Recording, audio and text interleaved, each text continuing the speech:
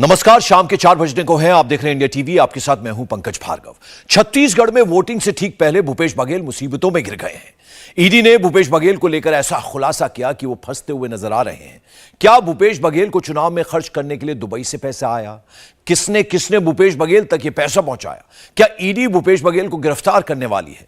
Mahadev app case में भूपेश बघेल का क्या रोल है? किस तरह से छत्तीसगढ़ में अब इसे लेकर सियासत हो रही है? ये सवाल अब सबके जहन में घूम रहे हैं। आप ये रिपोर्ट देखिए, सब कुछ समझ आएंगे। चुनाव से पहले खेल, फंस गए बघेल।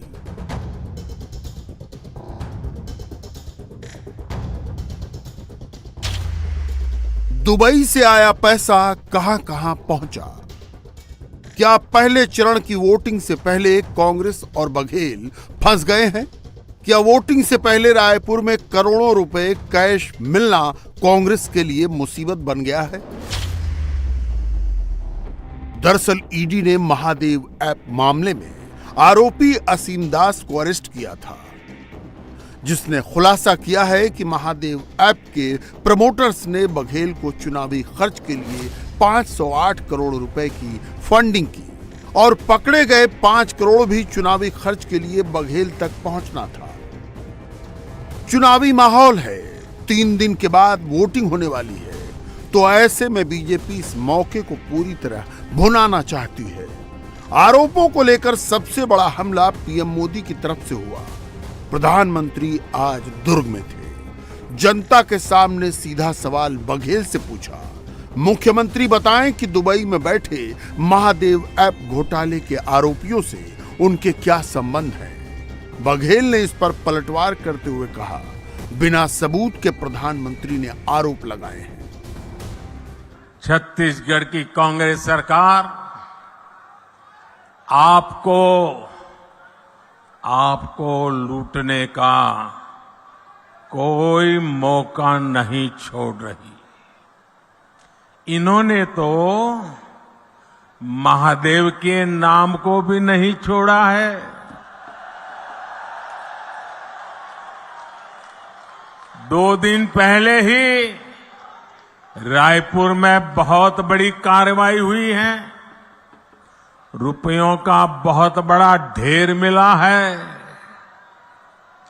लोग कह रहे हैं कि ये पैसा सट्टेबाजों का है, जुए का खेल खेलने वालों का है। लूट के इसी पैसे से कांग्रेस नेता अपने घर भर रहे हैं कि इस पैसे के तार छत्तीसगढ़ के उन तक जा रहे हैं। मालूम है ना किस तक जा रहे हैं, कहां तक पहुंच रहे हैं? क्यों महादेव ऐप बंद नहीं हुआ? बंद करने की जिम्मेदारी भारत सरकार की है। मैं प्रधानमंत्री से पूछता हूं कि आपके क्या डील हुए हैं, आपके लोगों के साथ क्या डील हुआ है, और डील नहीं हुआ तो फिर बंद क्यों नहीं करते? और बंद नहीं कर रहे हैं इसका मतलब आपने डील कर लिया है। तभी वो मेल करता है। मेल की ऑथेंटिसिटी क्या है? उस मेल की विश्वसनीयता क्या है? कोई भी किसी के नाम से मेल कर देगा। और कोई मेल में कहता है कि हम 508 करोड़ रुपए थे, उसकी जांच की हो? बिना जांच किए आपने आरोप लगा दिया। तत्काल अमित शाह के शब्दों में क्रोनोलॉजी समझिए। प्रधानमंत्री आते हैं, गृह मंत्री आते हैं, उसके पहले ईडी आते हैं, फिर होटल में पकड़ा जाता है। निर्वाचन आयोग क्या कर रहा है भाई, कैसे पैसा आ गया? आरोपों को लेकर कांग्रेस और बघेल पूरी तरह से बीजेपी के निशाने पर है। केंद्रीय मंत्री स्मृति ईरानी ने आरोप लगाया कि कांग्रेस सत्ता में रहकर सट्टा का खेल खेलती है। बघेल और कांग्रेस पर कई ताबड़तोड़ सवाल दागे। क्या यह सच है कि कांग्रेस नेताओं को असीम दास पैसा पहुंचाते थे? क्या शुभम सोनी ने कहा कि रायपुर जाकर बघेल को पैसा दें? क्या यह सच है कि पीएमएलए के तहत 15 करोड़ फ्रीज किए गए? कांग्रेस ने इन सवालों और आरोपों को बेबुनियाद करार दिया। एजेंसियों को बीजेपी का चुनावी हथियार बताया। सत्ता में रहकर सट्टा का खेल छत्तीसगढ़ कांग्रेस नेतृत्व का एक बहुत बड़ा चेहरा बन चुका है। कल भूपेश बघेल जी के खिलाफ कुछ चौंका देने वाले तथ्य देश के सामने प्रस्तुत हुए हैं। शुभम सोनी ने अपने एक लिखित बयान में यह कहा है कि अब तक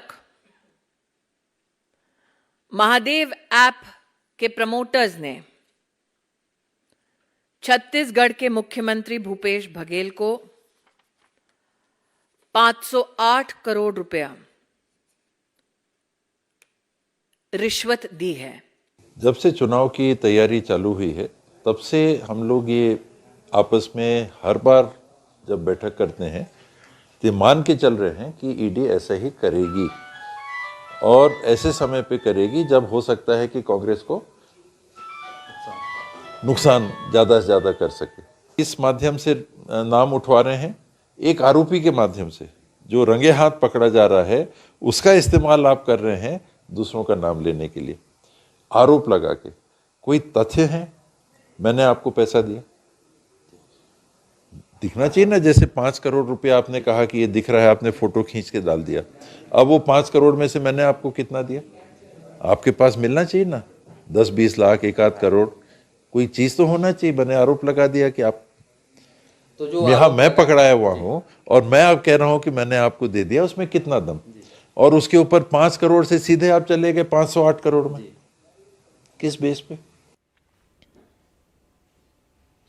घोटाले के अवैध पैसे का लेन देन कैसे हुआ, किसने पैसे दिए, किसके लिए दिए, अब तक कितनी रकम की डिलीवरी हो गई, कितनी पड़ी, पूरा हिसाब किताब ईडी की प्रेस रिलीज के पन्नों में दर्ज है।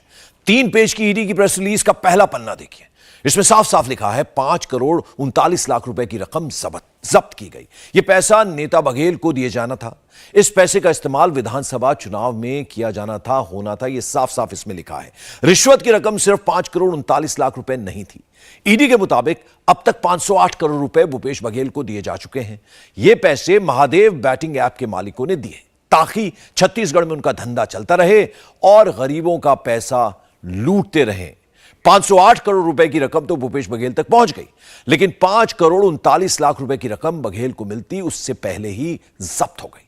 3 करोड़ 11 लाख 70 हजार रुपए रायपुर के ट्राइडेंट होटल की पार्किंग में मौजूद कार से बरामद हुए।